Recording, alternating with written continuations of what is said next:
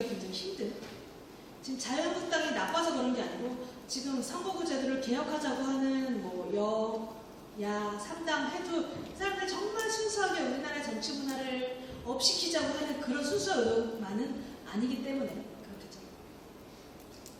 요거는 이제 외국에 그러면은 의원 정수가 어떻게 되냐 하는 표예요. 우리나라가 17만 명당 의원이 1명인 거예요. 300명을 쳤을 때. 지금 가장 의원 정수했을 때 인구가 많은 게 미국인데 75만 명당 1명. 그래서 이런 얘기를 했어요. 미국은 75만 명당 1명인데 우리나라 17만 명당 1명이면 결코 적지 않다, 많다. 이게 제가 지금 순서 세운 거는 우리 지금 OECD 국가를 기준으로 해서 지금 순위를 매겨서 갖고 온 표긴 하고요. 다른 나라에 비해서 우리나라가 많지도 적지도 않은 편인 것 같기도 해요. 근데 뭐 헝가리나 뭐 벨기에, 영국 이런 데는 5만 명, 7만 명에 비해서는 엄청 많은 거지만 미국 75만 명, 대봐라. 우리 절대 적지 않다. 근데 여기서 생각할 건 뭐냐면 우리나라는 단방제예요. 단방제 뭔지 알죠? 중앙집권 국가. 미국은 연방제예요. 미국 영어 플레임이 어떻게 되죠? United States of America. 미국 아메리카 땅덩이에 스테이지 50개가 모여서 만든 나라라는 거죠. 연방. 그래서 미국의 그 50개 각 주가 각 나라예요, 사실은. 근데 공통된 것만 중앙정부에서 하는 거고. 그래서 각 주 헌법 있고요, 주법 있고요. 굉장히 독자적이에요. 그래서 미국 내에서도 이렇게 자기네 주에서만 있지 그렇게 크게 특별히 왔다 갔다 하지 않아요. 뭐 학교, 뭐 취업, 어쩔 수 없이 왔다 갔다 하는 거지. 그리고 각 자기네들 주의 그 부심이라고 해야 되나? 굉장히 강해요. 우리나라 뭐 경상도, 전라도 이렇게 다 자존심 있는 것처럼 걔는 더 강해요. 각 주의 자기 그 고향에 대해서 벗어나려고 하지 않아요. 뭐 뉴욕이나 이런 데는 워낙 뭐 여러 인종이나 나라 국가들이 모이는 그 특별한 데긴 하지만 대부분의 주들은 안 벗어나고 그 안에서 평생 살아요. 이 사람들이 벗어나죠. 또 하나, 영국이 똑같이 유나이티드 킹덤, 걔네는 왕국 4개를 합쳐서 영국이 된 거죠. 아일랜드, 뭐 스코틀랜드, 웨일즈, 잉글랜드. 뭐 제일 큰 많이 알려진 데는 잉글랜드지만, 그래서 걔네는 국제 축구 연맹에 각각 가입해 있어요. 영국으로 가입되는 게 아니라 잉글랜드 따로, 스코틀랜드 따로, 웨일즈 따로, 이렇게 아일랜드 따로. 그만큼 자기네들 그 각각에 대한 그 우리나라처럼 뭐 중앙집권 국가에서는 우리는 좀 알기 힘든 정서긴 하죠. 연방제 국가의 그 정서를.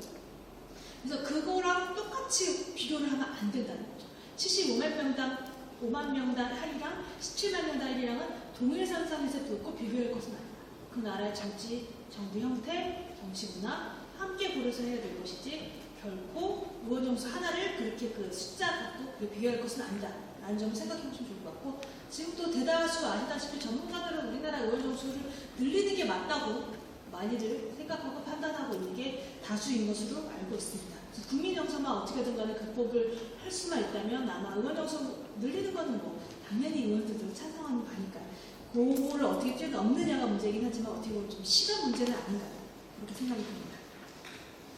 이번에는 어떻게 선출할 것인가. 그럼 그렇게 선출된 300명 어떻게 선출했나.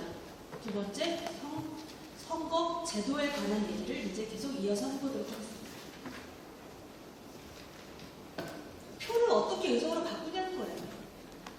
공직자를 선출하는 과정에서 표를 의석으로 전환하는 방식, 그 과정. 가장 대표적인 게 우리 많이 들었던 비례대표제, 다수대표제죠. 뭐 끝나고 우리 중국집 가서 밥 먹어요. 라고 했을 때 짜장면 먹고 싶다. 별로 없네. 그러면 짜장면 말고 짬뽕, 마파두부덮밥, 뭐 자체덮밥 이런 거 다양하게 먹고 싶은 분들이 더 많은 거예요. 자체덮밥? 이런 거예요. 갔을 때 시간 없어. 다 짜장면 먹어야 돼. 이게 다수대표제. 아니야. 나는 이것도 먹고 싶고 저것도 먹고 싶고 너는 뭐 먹고 싶고 여러 가지 골고루 먹자. 이게 비례대표제예요. 안 그래요?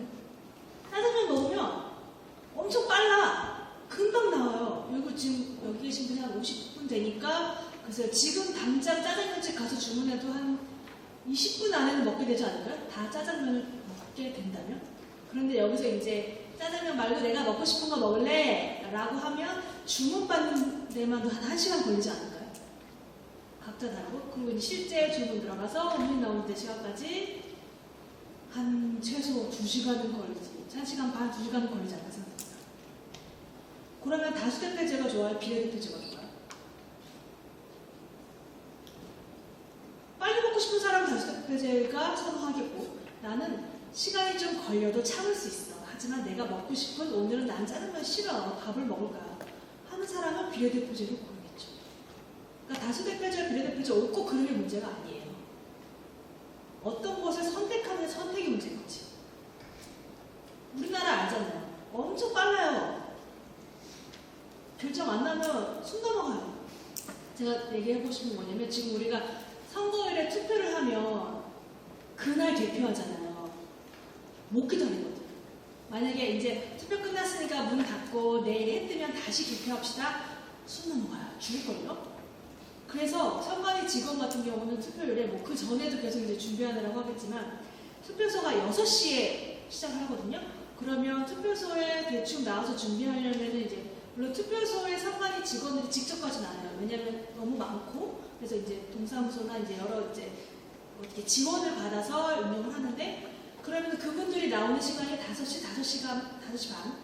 그럼 그분들이 나왔는지 안 나왔는지 확인을 해야 되니까 선관위 사무실에 출근해야 되는 선관위 직원들 3시, 4시 그렇게 출근해요.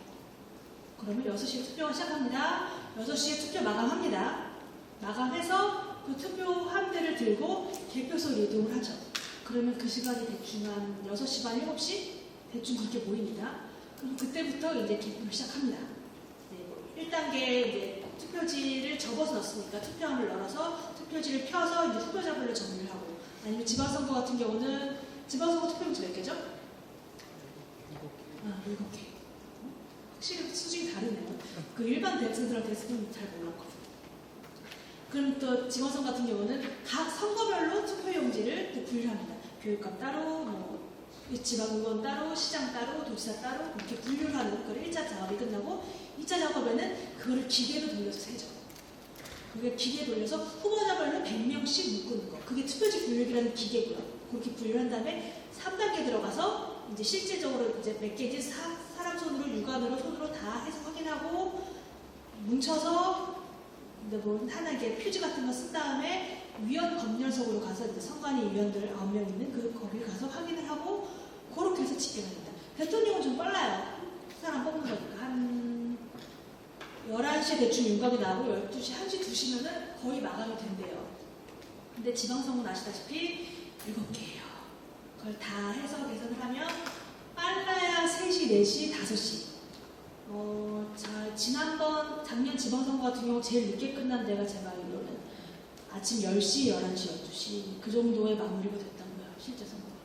그러면 선관위 직원들은 언제 자요? 언제 밥 먹어요? 못 먹어요. 저녁도 못 먹고 바로 튀어가요. 개표장에.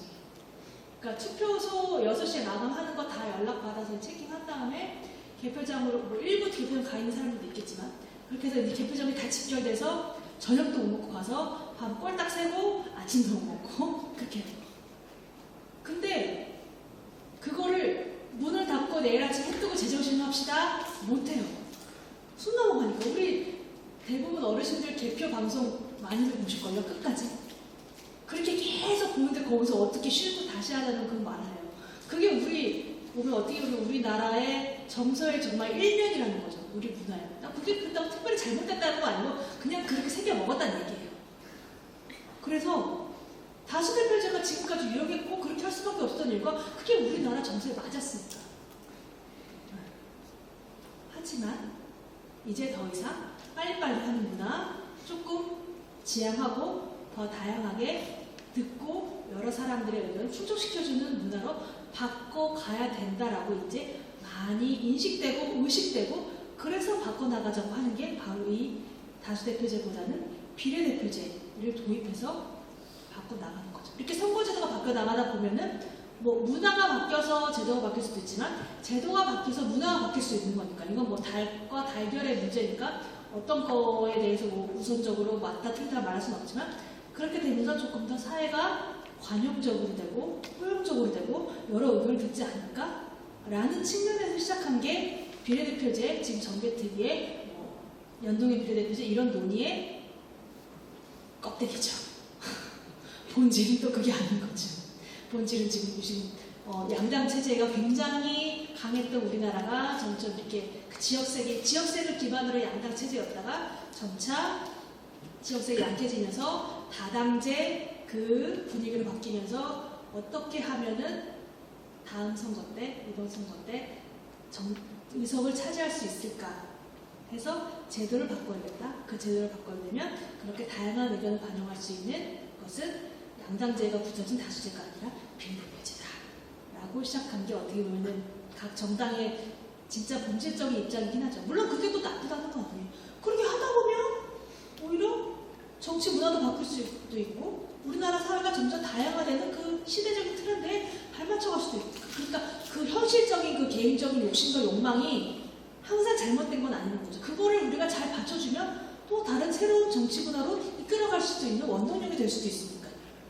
그러니까 항상 그 현실과 이상 간의 괴리가 있지만 그 괴리를 나쁘다고 에이씨 저 어차피 안 될 거 못해 이게 필요 없어 안 될 거 뻔한데 뭐 그거 니네 뿡뿡이 결국 그거지? 라고 생각했고 치워버릴 문제라는 건 아니라는 거죠. 나쁜 선하지만은 않은 동기라고 할지라도 그것을 통해서 우리가 얻어내고 발전될 수 있는 기회를 삼을 수 있다는 것을 생각을 해야 될 것 같습니다. 그래서 아무튼 그게 다수제와 비례대표제라는 거예요. 그래서 비례적이냐 비례대표제, 비비례적이냐 다수대표제 어떤 걸 선택할지는 결국 우리의 몫이 되겠죠. 그게 바로 득표수를 의석수로 전환하는 과정이 되겠고요. 득표수를 의석수로 전환하는 방식에 있어서는 선거의 크기, 선거 짝냐, 조금 크냐, 더 크냐, 소선거구, 중선거구, 대선거구 이 문제가 나오는 거고요. 당선 결정 방식 이거는 뭐 이제 비례대표 의석 결정하는 방식에서 뭐 하겐바흐 비숍이냐, 동트식이냐, 헤어식이냐 조금 복잡한 거 수학적 방식 말하는 거고 기표 방식은 우리는 도장 찍죠. 그걸 기표식이라고 하고 일본은 써요.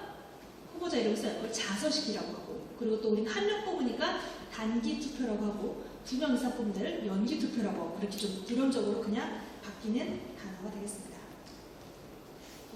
가장 선거제도에서 기반이 되는 이론적인 문제라서 한번 바꿔봤어요. 소선거구, 중선거구, 대선거구.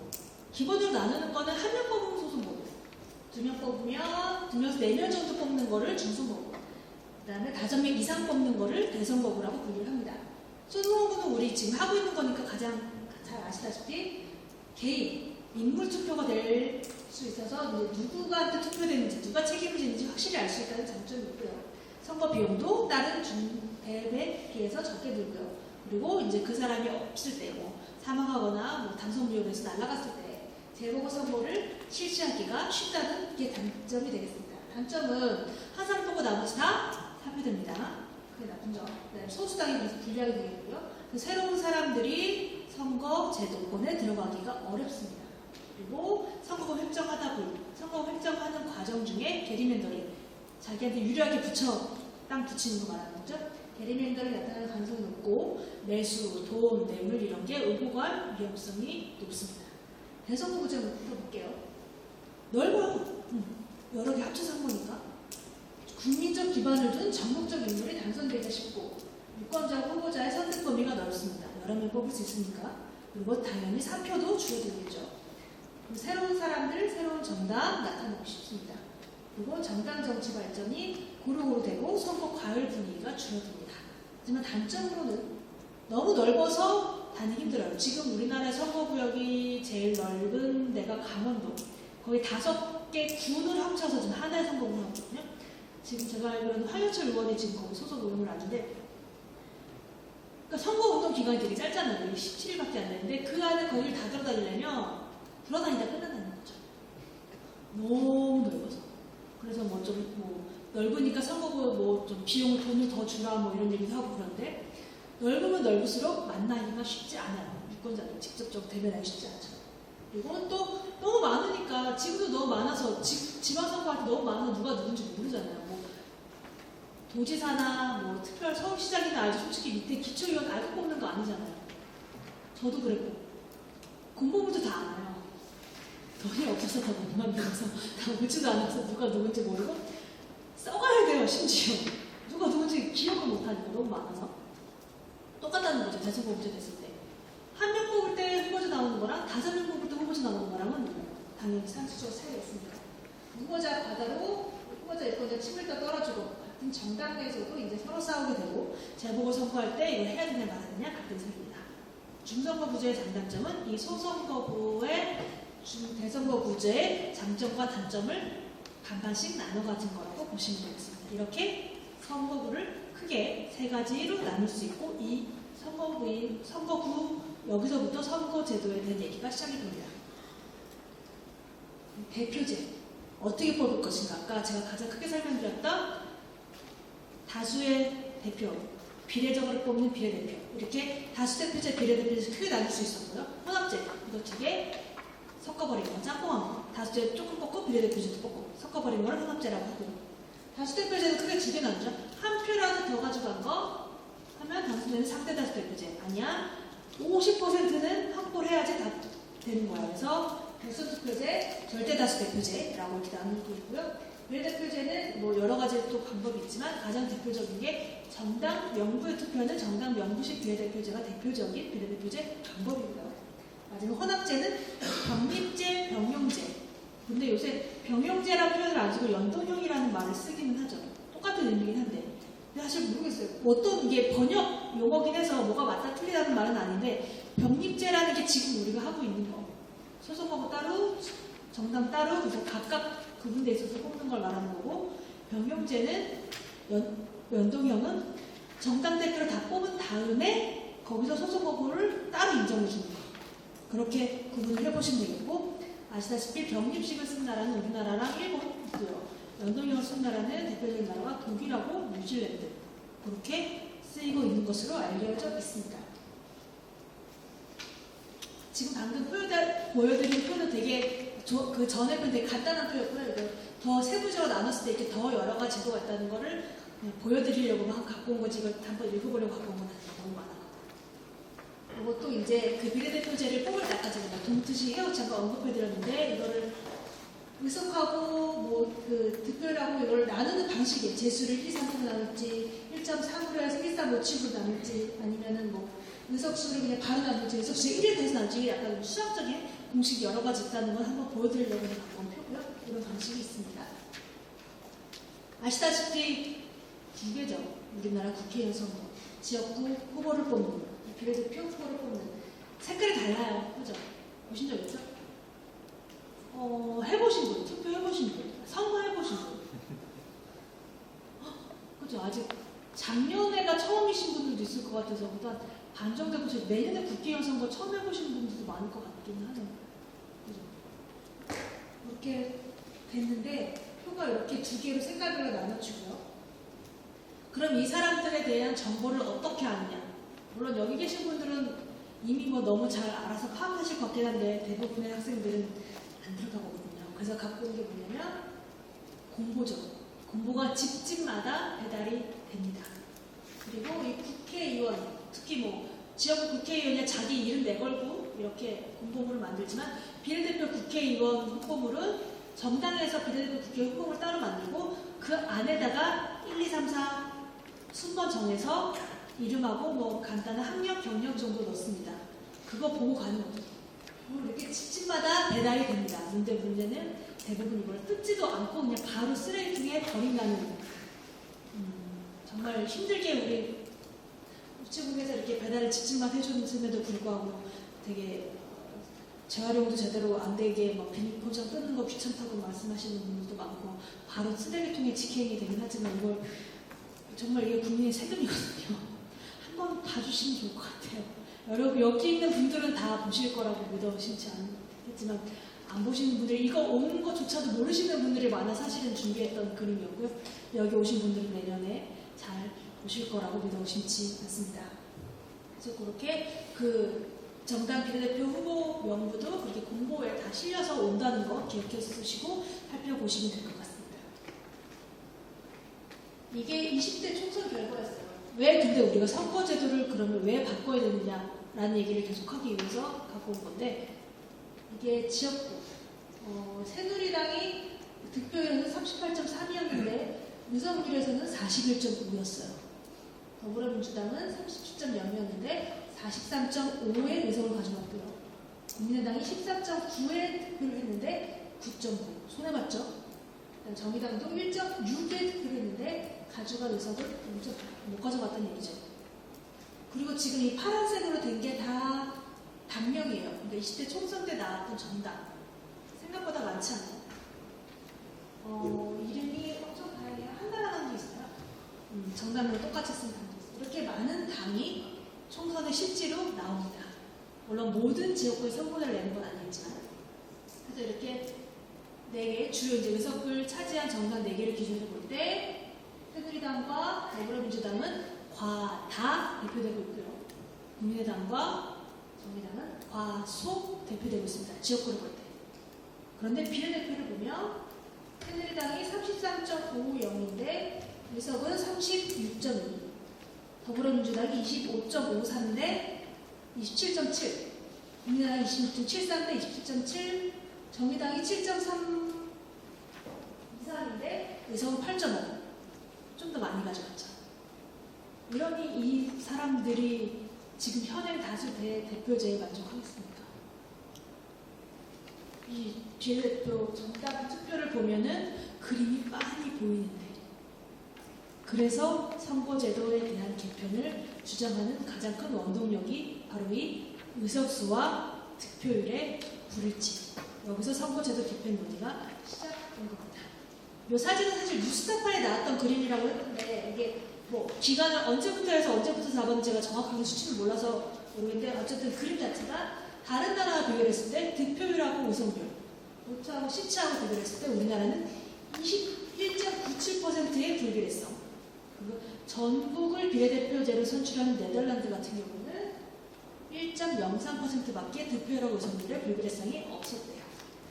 이게 바로 다수대표제와 비례대표제의 득표수와 의석수의 불비례성에 관한 차이를 보여주는 사진을 제가 한번 들고 온 거고요.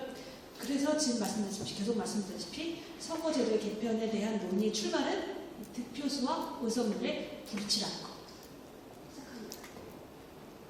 소선거구 때 지금 지역구 253석이었고요.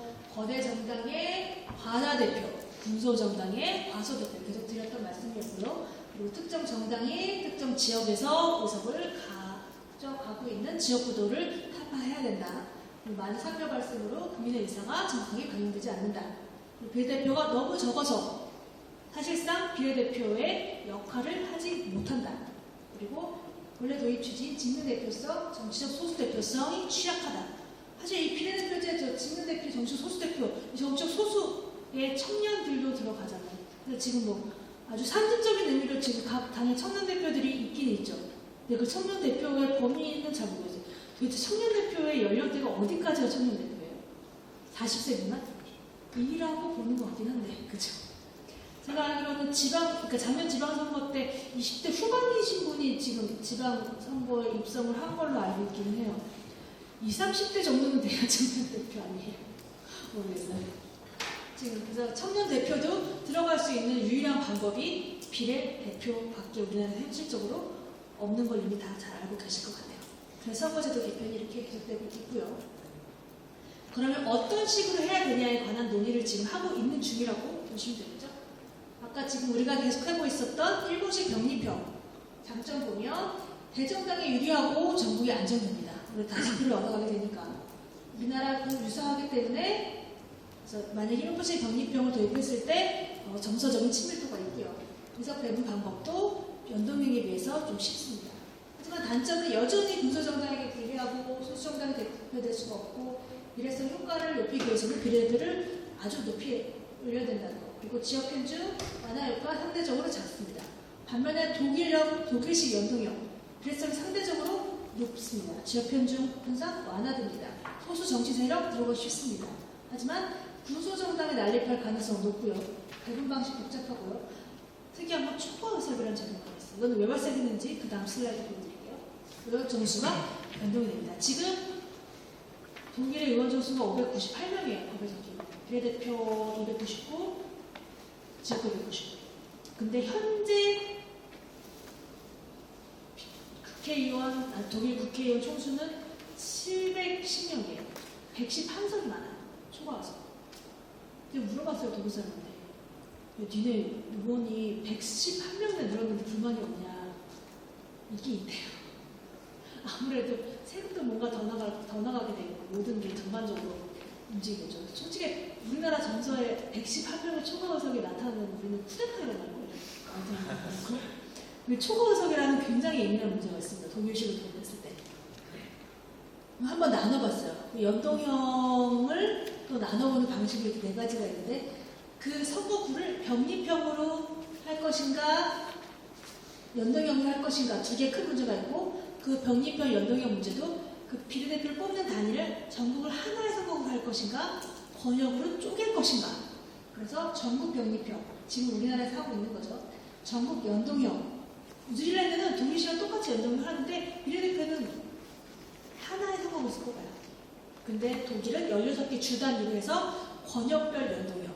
그리고 각각 일본식이 우리나라에 비슷하다고 했지만 조금 다른 거는 우리나라 전국이 하나의 선거구인 전국 병립형인데 걔네는 도도부현이라는 그 우리나라의 시도를 기준으로 잘라서 비례대표 뽑고 있어요. 그러니까 똑같은 병립형이라도 선거구를 단위로 하는 거에 따라서 조금 그렇게 구분이 되는 걸로 이렇게 이론적으로 나눠볼 수 있습니다. 이게 이제 초과 의석이 발생되는 그 기준에 대한 표를 계산하는 방법이에요. A정당이 50, B정당이 50, C정당이 20 득표율을 획득했습니다. 전체 의석은 100석이라고 가정을 하고요. 그런데 득표율에 따라서 대부분 의석은 A정당은 50개 가져가고요. B정당 30개 가져가고 C정당 20개 가져가게 돼야 맞아요. 그런데 A정당에서 지역구를 20석을 소선거구를 달성했어요. 그럼 20개는 인정해주고 전체 30개 할당받은 것 중에 10석만 비례대표 나오게 되겠죠. A정당 문제 없었어요. B정당 전체에서 30개인데 지역구에서 5석 확보였어요. 그러면 5석 소선거구로 인정해주고 나머지 25석만 비례대표로 가져갑니다. 문제 없어요. 근데 C정당이 문제죠. 전체 할당받은 의석은 25개인데 20개인데 소선거구, 지역선거구 25명이 당선돼버린 거예요. 당선된 사람 5명 안 돼. 니네 20개 받았으니까 5명 날라가. 할 수 없잖아요. 국민의 대표로 직접 선출된 사람들인데 25개를 인정합니다. 그러면 여기서 5개 초과 의석을 발생했죠. 그래서 의석 비율을 따져보니까 A정당이 47.6, B정당이 28.6, C정당이 24.8. 애초에 원래 얻었던 득표율하고 차이가 있죠. 그래서 이것을 원래 득표율에 맞게 의석을 추가로 줍니다. 일을 할 건 아니고 반만 한다는 것 자체가 좀 어떻게 보면은 이미 비례대표제의 의미를 좀 퇴색하는 것은 아닌가. 이미 좀 얘기가 마이웨이로 딴 데로 가는 건 아닌가. 어떻게든 간에 그 결론의 숫자를 맞추기 위해서 조금 저 산식을 물론 각 선거제도 그 나라에 맞게 여러 가지가 당연히 존재하고 100가지 선거제도가 존재하는 건 맞아요. 200개 국가대로 200개의 선거제도가 존재해요. 하지만 저렇게까지 변형하는 게 과연 어떤 결과를 낳을 것인가? 안 해봤으니까. 저렇게 했을 때 어떤 결과를 낳게 될지는 아무도 몰라요. 아무리 좋은 제도로 해도 다른 나라에서 좋은 제도가 우리나라에서 좋은 제도라고는 못해요. 해봐야 알아요. 근데 해보기에는 너무너무 어마무시한 게임이라는 거죠. 나라의 운명을 걸고 하는 게임인데. 그래서 저렇게 바꾸는 것만이, 물론 바꿔야 되는 취지는 이해하지만 바꾸는 것만이 가장 능사일까? 라는 의문이 저는 개인적으로 들긴 하고요. 그래서 그 바꾸자는 얘기를 잘 따져봐야 되고 어떻게 돼야 되는지에 대한 얘기를 조금 계속 주의 깊게 봐야 될 것 같아요. 국회에서 가장 큰 결론이 나는 건 본회의에서 이제 투표를 결정이 돼서 법안이 성립되겠지만 이제 아시다시피 상임위원회 중심으로 이제 국회의 모든 논의들이 이어지잖아요. 각각 분야별로 상임위가 뭐 20개 정도가 국회에 있고 뭐 선관위 같은 경우는 행정안전위원회에 소속돼 있고 행정안전위에서 이제 여러 가지 법률이 발의가 되면 거기서 이제 각각 또 행정안전위가 다 같이 모여서 논의하는 건 아니고 소위원회에서 이제 실질적으로 그 법안에 대해서 심사하고 검토하고 논의합니다. 그런데 그 행정안전위 상임위원회 전체회의 때는 카메라가 있어요. 그리고 소위원회는 카메라가 없고 비공개해요.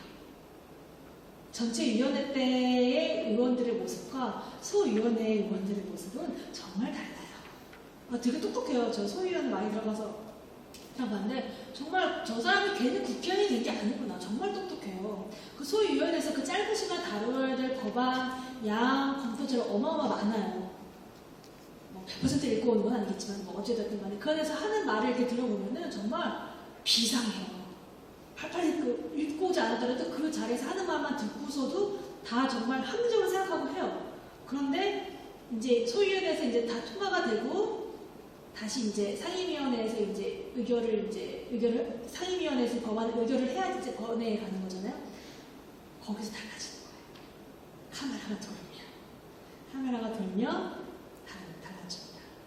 그거는 당연히 왜 달라지는지는 뭐 이미 설명하지 않아도 될 것 같긴 하고요. 그래서 모르겠어요. 지금 이렇게 달라지는 모습이 어떻게 보면은 당연하다고 인정해야 되는 게 조금 씁쓸하긴 하지만 그 개인 한 분들이 정말 뭐 잘못됐다 잘했다 뭐 그런 게 아니라 그래서 그런 분위기를 만들어가는 거. 그래서 그런 분위기 속에서 우리가 어떻게 대처를 하고 모습을 바라봐야 되는지에 대한 생각을 조금 더 했으면 좋겠다는 거죠. 그래서 반씩 나누고 또 이제 계산하는 방법은 또 1단계에서는 중년으로 50을 나누고 2단계에서는 또 병립식으로 해서 근육별로 나누는 게 지금 논의되고 있는 정개특위 아닙니다. 하지만 제가 여기서 마지막으로 얘기하고 싶었던 거는 지금 논의하고자 하고 있는 그 선거제도 그 자체라기보다는 아까 제가 잠깐 언급을 드렸는데 선거가 1년이 안 남았어요. 그리고 공직선거법에 선거구 획정을 1년 전에 해야 된다고 돼 있어요. 이미 위반이에요. 근데 이 위반에 대해서는 아무도 얘기하고 있지 않은 거예요. 물론 이 위반에 대해서 처벌 규정의 제재 조항은 없어요. 왜냐하면 그 법을 만든 사람들은 자기들이니까 그 제재 조항을 두진 않았어요. 하지만 하도 말이 많아서 1년 전에 획정해야 된다라고 지난번 20대 국회의원 선거에 그 여러 가지 단점을 보완해서 만들어 놓고 결국 이번 4년이 지난 지금에도 만들고 있지 않습니다. 예비후보자 아시죠? 선거일 120일 전에부터 활동할 수가 있습니다. 선거 예비후보자 등록 신청이 2019년 12월 17일 얼마 안 남았어요. 그런데 선거구 획정은 언제 될지 아직도 몰라요. 지난번처럼 2016년 3월 3일 선거 한 달 조금 남은 시점 아마도 거의 그렇게 되지 않을까 싶어요. 지금의 속도로 보자면. 선거제도 개편 중요해요. 근데 더 중요한 거는 선거가 1년 남지 않은 시점에서 선거구라도 획정을 해줘야 되는 그거가 더 먼저 아닐까요? 만약 선거구 획정이 안 되면 선거 관리, 그러니까 선관위 직원들도 붕 떠요. 획정이 안 됐으니까 아무것도 작업을 진행할 수가 없어요. 선거는 불과 얼마 남지 않았는데. 물론 어떻게 될지를 물론 대비해서 다 이렇게 준비를 해놓긴 해서 이제 불상사가 안 발생했고 물론 우리 이미 충분히 그런 여러 가지 시급상황을 경험했기 때문에 많은 노하우가 추측되긴 하지만 이렇게 되면 정말 현직자를 위한 그런 선거제도가 계속될 수밖에 없어요. 신인, 무소속 그런 분들은 이미 디딜 선거구가 없는데 운동장이 없는데 어디에 달을 디디겠어요? 없어요. 불가능해요. 제가 마지막 드리고 싶은 말씀은 지금 계속 얘기했다시피 선거제도 개편, 다시대 비례대표제 중요해요. 그 정치 문화 바꾸는 거 정말 중요한데 그거 문화 바꾸는 거에 그러니까 어떻게 보면 대의를 추구하는 게 가장 중요하겠지만 좀 진짜 어떻게 보면은 지금 당장 우리가 해야 될 거 그것을 못 본 것은 아닌가. 제가 생각하기엔 지금 이 시점에서 가장 중요한 건 선거구 획정인 거거든요. 선거구 획정위원회가 출범했어요. 할 일이 없어요.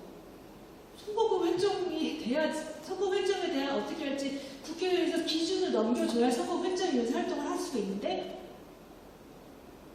기준을 안 넘겨주는데 그 선거구 획정위원회가 구성되는 무슨 일이 하겠어요? 일단 물어봤어요. 선거구 획정위원회가 우리 중앙선관위 산하의 독립기구를 활동했거든요. 니네 뭐하니? 물어봤더니 더 바쁘대요. 왜 바빠? 그랬더니 학교 왜 바빠? 물어봤더니 기준이 없으니까 모든 시험을 하고 있는 거예요. 모든 날짜 넣어서 이렇게도 해보고 저렇게도 해보고 그래서 바쁘대요. 그래서 공무원이 항상 바쁜가 봐요. 정부 가천청사에 불이 안 꺼져요. 끌 수가 없어요. 왜냐면 그걸 끄면서 국민들이 불안해 안 돼요. 놀고 있는다고. 어찌됐든 간에. 그래서 우리가 대의를 중요하지만 그것에 가려서 또 실질적인 본질은 좀 놓치는 측면이 없진 않나. 그래서 선거 획정제도를 제가 선거제도 끝편에 조금 한번 준비를 해봤고요. 이 문제도 한번 같이 생각해보면 어떨까 싶습니다. 질문 있으시면 질문 받을게요. 네, 질문 있으신 분은 손을 들어주시면 감사하겠습니다. 만약에 그 선거구가 아예 한 달 이상 이렇게 안 하고 진짜 당일까지도 선거를 안 될 것 같아요. 선거 못하는 거죠. 그때 선거를 못하게 국회의원이 나쁘진 않을 거예요. 어떻게든 간에 직전에 선거 결정할 겁니다. 문제는 달라진 게 하나도 없다는 거죠. 네. 강의 되게 잘 들었는데 소위원회에 대해서 네, 강의 일단 되게 잘 들었고 요거랑은 조금 관련 없을 수도 있는데 제가 소위원회 관련된 부분을 조금 요즘 공부하고 있거든요. 근데 왜냐면은 국민들이 의회에 대한 이런 신뢰가 형성되지 않은 게 굉장히 높은 수준이었기 때문에 이거를 조금 바꾸기 위해서 요즘 나온 논문 중에 소위원회에 대한 역할을 조금 더 늘려가지고 그 논의랑 이런 것들이 조금 더 뭐라 그럴까요? 상임위원회로 넘어가기 이전에 좀 더 근본적인 의미에서 협상이 이루어지고 그다음에 아까 말씀해주신 것처럼 상임위원회에서의 이런 카메라가 돌았을 때 좀 큰 제스처를 취하는 것들도 예방할 수 있다라고 이런 이제 주장을 하는 글을 봤는데요. 거기서 이제 얘기한 것 중에 하나가 이런 폐쇄적인 소위원회가 아니라 이렇게 좀 공개적인 소위원회를 좀 형성해가지고 국민들한테 신뢰성도 제고하면서 그다음에 4년이라는 임기 동안에 그 소위원회에 들어가게 되면은 그 개인의 전문성도 훨씬 더 향상시킬 수 있다라는 긍정적인 부분들을 굉장히 많이 말해주더라고요. 그런데 왜 약간 그런 부분에 있어서 국회의원들이 그런 식으로 발전을 하게 된다면 자신의 전문성 제고와 이런 거를 이뤄내고 행정부에 지금 현실적으로 행정부가 굉장히 강력한 권한을 갖고 있는데 그 권한에 대한 그 권한을 축소시키면서 대응할 수 있는 역할도 굉장히 잘할 수 있을 거라고 예상을 하고 있거든요. 그럼에도 불구하고 왜 국회의원들이 이런 소위원회에 대한 뭐라 그럴까요? 기능 확대를 잘 안 하고 있는지에 대해서 거기서 박예린이지 합산합니다. 거기서 소위원회 구성이 이제 소위위원장이고요. 네. 여당, 야당 비율을 맞춰서 구성되어 있거든요. 네. 거기서 실질적으로 주고받기가 다 이루어지기 때문에 소위원회가 비공개예요. 그런데 볼 수 있어요. 소위원회. 당장 현장은 못 보지만 그 비공개지만 그 안에 기록 하시는 분이 있고 소비사분이 있고 그 아주 비공개라고 정말 예외적이라고 걸지 않는 이상 소위에서 진행됐던 모든 얘기는 국회 회의록 시스템으로 공개됩니다. 그러니까 그거를 조금 더 공개적으로 하게 되면은 국민들이 굳이 상임위로 이렇게 그거를 본인들이 안 하고 싶겠죠. 그러니까 그 이유를 조금 듣고 싶어요. 왜냐하면 그 안에서 자기들이 협상을 해야 되니까. 소위 안에서. 협상이요. 네. 그리고 저기 그 소위 기록들도 보면은 그 대부분 공개되지만 이거는 속기록에서 빼주세요라는 말이 있을 거예요. 그 안에는 정말로 여당, 야당 간에 주고받아야 될 그런 박애님이 소위위원회 안에서 이루어지기 때문에 아마 공개를 한다는 거는 자기 입으로 말하기 어렵고요. 하지만 중요한 건 우리가 소위 그 기록이 있는 것만으로도 충분히 그 법안이 어떻게 이쪽으로 결정됐는지 뭐 예산이나 이런 게 했는지를 우리가 사후에라도 최소한 추적을 할 수 있어요. 그걸 보고 사후평가는 최소한 할 수는 있겠죠. 근데 당장 지금 자기들이 자발적으로 소위원회 회의를 공개해야 된다라는 것을 기대하기는 조금 어렵지 않나. 근데 소위원회 그 회의록을 계속 추적 관찰해서 이때 이런 말 하지 않았냐 남겨놓고 기록하고 하는 그런 작업이 조금 하면은 조금 더 긴장을 하지 않을까라는 생각은 개인적으로 듭니다. 네. 네.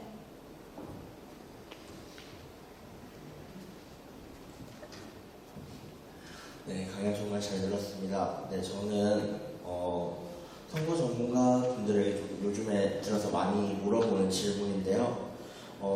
현행 국회에 있는 한국형 연동형 비례대표제가 국민의 민의를 반영한다는 측면에서 필요하다는 의견이 있습니다. 하지만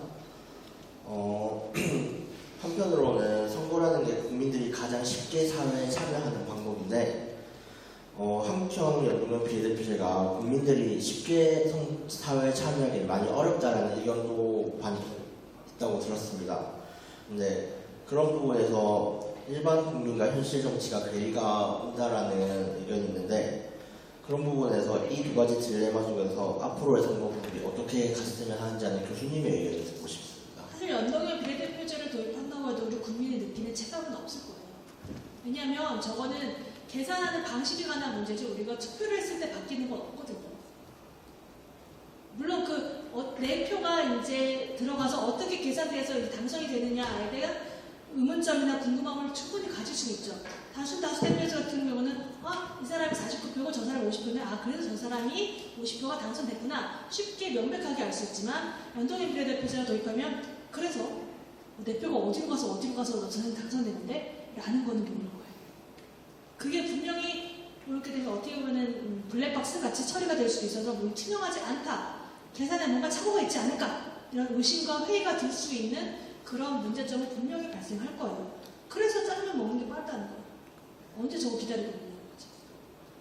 그런 괴리 충분히 발생할 수 있는데 그것을 국민들이 어떻게 이제 판단할지에 대해서는 그 연동형 비례대표제의 산수식을 다 알기는 힘들긴 할 거예요. 그게 바로 현실과 이상간의 괴리는 될 수 있을 것 같긴 합니다.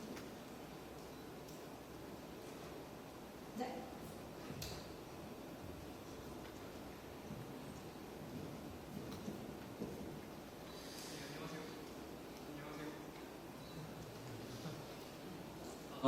네, 안녕하세요. 행정안전위원회 소속 장태웅 위원입니다. 제가 지금 선거구 개편에 관해서 질문을 드리고 싶은데요. 예를 하나 들어보겠습니다. 지금 현역에 계신 무소속 이정현 의원이신데 지금 19대 국회의원 선거에서 당시 전남 순천시에서 선거구에서 당선이 되셨고 20대에서는 19대가 전남 순천시 곡성군, 그리고 20대가 전남 순천시 당선이 되셨습니다. 이렇게 선거구 개편에 있어서 권한이 누구에게 따로 있는 것인지 아니면 지역의 현역 국회의원들끼리 서로 합의를 하여서 선거구를 바꾸는 건지 궁금합니다. 또한 선거구를 바꿀 때 국회의원들이 어떠한 정치적인 계산도 하는지 궁금합니다. 선거구 획정하는 거 제1기준은 인구기준이고요. 말씀드렸다시피 2대1로 하고 그리고 가능한 한 행정구역은 분할하지 않는 게 원칙입니다. 예외적으로 인구수가 너무 맞지 않는 경우에 분할을 하게 될 수밖에 없는 경우가 있는 거고요. 그래서 그 선거구 획정을 하는 선거구 획정위원회가 중앙선관위 산하 독립기구를 따로 발족을 했고요. 거기서 선거구 획정안을 국회에 제출하면 국회에서 수정 없이 통과시키게 되도록 되어 있습니다. 그리고 정확한 선거구 획정 기준은 공직선거법 24조의 2에 규정되어 있습니다. 하지만 그 세부적인 내용은 물론 여러 가지 시뮬레이션을 통해서 결정하게 됩니다. 네. 안녕하세요. 전 대학생 국회 부의장 장은성이라고 합니다. 강연 잘 들었습니다. 제가 질문 드리고 싶은 부분은 아까 행정안전위원회 장태웅 위원께서 말씀해 주신 부분과 관련된 부분이기도 한데요. 선거구를 조정할 때 20대 총선에서 강서구가 서울에 있는 강서구가 원래는 갑을로 지정이 되어 있는데 그 과정에서 갑, 을, 병 이렇게 나눠지는 과정 속에서 강서구, 을이 이게 원래 선거구를 분할할 때는 생활권을 생활권을 고려하면서 해야 된다는 원칙이 있고 관례가 있는데 이제 당시에 이제 김성태 현역 의원께서 본인의 선거구의 이득을 얻기 위해서 강서구를 생활권을 기준으로 조정한 것이 아니고 본인의 득표율이 좀 높게 나올 수 있는 그러니까 새누리당의 지지율이 높은 그런 행정동을 기준으로 이제 선거구를 획정한 전례가 있고 그걸 우리가 게리맨더링 방식이라고 얘기를 하고 있습니다. 그 방식에 있어서 게리맨더링을 좀 제재할 수 있는, 좀 견제할 수 있는 법적 조항을 만드는 부분에 있어서 교수님의 의견 어떠신지 질문을 드리고 싶습니다. 사실 생활 권역을 나눈다는 기준이랑 그 사람의 득표수를 나눈다는 기준이랑 이게 굉장히 세부적이라서 그걸 자체를 공직선거법 틀 안에다가 넣을 수는 없어요. 그래서 만든 게 선거구 획정위원회였거든요. 원래는 그 이전과 선거구 획정위원회 이전까지는 국회 자문기구로서 선거획정위원회가 있고 실제적으로 그 지도를 그리는 게 국회의원들 자신 본인이었어요. 그런데 그렇게 말씀하신 대로 게리맨더링 문제가 너무 많이 발생하니까 독립된 위원회에서 하자. 그래서 지난번 선거획정위원회가 발족이 됐는데 그 정파와 상관없는 독립적인 사람들로 9명을 구성해서 했는데 이건 비하인드긴 하지만 그 사람들이 결국은 다 뒤에 정당이 있었고 그 정당의 뜻대로 움직였다고 하더라고요. 100%는 아니고 좀 그런 경향이 있었대요. 왜냐하면 회의하기 전에 핸드폰도 다 막 수거하고 그렇게 했는데도 쉬는 시간 끝나고 나오면 이제 정상적으로 발언을 하다가도 쉬는 시간 한 번 끝나고 나오면은 갑자기 의견이 달라져 있고 그래서 결국은 지난번 20대 선거획정위원회에서도 합의를 못했습니다. 결국 합의를 못해서 그렇게 물론 이제 국회에서 행정 기준이 늦게 내려오기도 했고 결국은 합의를 거의 못했다가 막판에 겨우 조율해서 이제 국회 제출해서 이제 3월 3일에 일정된 거고요. 그렇게 여러 가지 게리멘터링의 위험성이 있어서 지금 어떻게 보면 그걸 없애기 위해서 지금 행정위원회라는 그 위원회도 새로 구성을 한 거고요. 점점 나아가고 있는 그런 게리멘터링에 대한 문제를 없애고자 노력하고 있는 중이고 더 세부 조건을 근데 두면 두수록 해석하기가 굉장히 어려워요. 쉽지 않아요. 여러 가지 변수들이 지역마다 다 다르기 때문에 그걸 일괄적으로 법에 통일해서 넣기는 어려워요.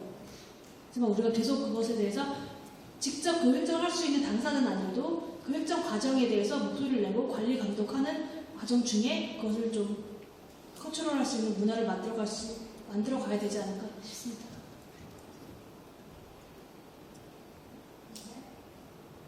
배 안 고프세요?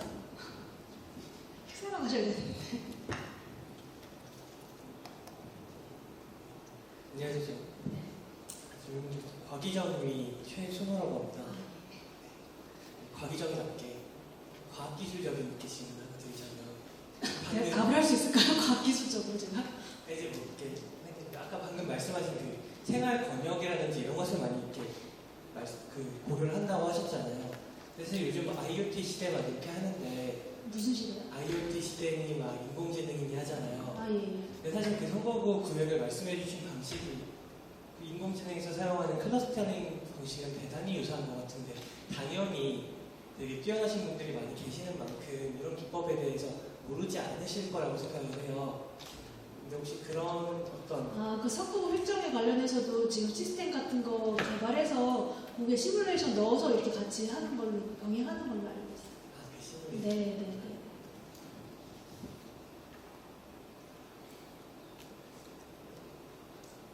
네, 시간 관계상 질문은 여기까지 받도록 하겠습니다. 네, 질문 강연을 위해 힘써주신 문은영 선거연수원 전임 교수님께 큰 박수 부탁드리겠습니다. 여기 있는 산 이름이 여기산이에요. 여기산 전기를 받아서 내일 아침에 서호, 여기 호수 이름은 서호거든요. 서호 산책하시면 기분 좋을 것 같고 그리고 여기산에 고라니가 출연할 수 있으니까 조심하셔요. 네, 즐거운 배움 되시고 즐거운 토론 되시고 즐거운 시간 가졌으면 좋겠습니다. 감사합니다.